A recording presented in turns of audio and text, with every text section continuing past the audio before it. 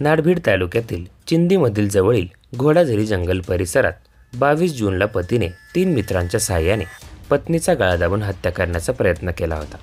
पत्नी बेशुद्ध झाल्यावर मृत झाल्याचे समजून आरोपी पसार झाले, पण काही वेळाने ती उठून उभी राहिली। काय आहे नेमकं प्रकरण ते पाहण्यापूर्वी चॅनलला सबस्क्राईब करायला विसरू नका। गडचिरोली जिल्ह्यातील विसरा येथील कार्तिक नाकाडे वय 28 याने चंद्रपूर येथे माहेरी गेलेल्या पत्नीला गावाकडे परत नेत असताना घोडाझरी जंगल परिसरात शौचास जाण्याचा बहाणा करीत दुचाकी थांबवली। यानंतर त्याने आपल्या 3 मित्रांच्या साहाय्याने पत्नीचा खून करण्यासाठी जंगलात नेऊन तिचा गळा आवळला। काही वेळात पत्नी बेशुद्ध झाल्यावर ती मृत झाली समजून तिला जवळच असलेल्या पाईपमध्ये टाकून आरोपी पसार झाले होते। दरम्यान काही वेळाने पत्नीला शुद्ध आली व ती जंगलातून नागभीड तळोदी मार्गावर आली। तिथून ती चिंदीचक गावात पोहोचून गावकऱ्यांना अपभीती सांगितली।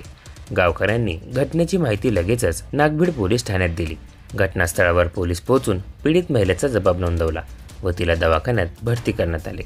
यानंतर पोलीस फरार आरोपीच्या शोधात असताना आरोपी पती कार्तिक नाकाडे याच गोंदिया जिल्ह्यातून अटक केली गेली।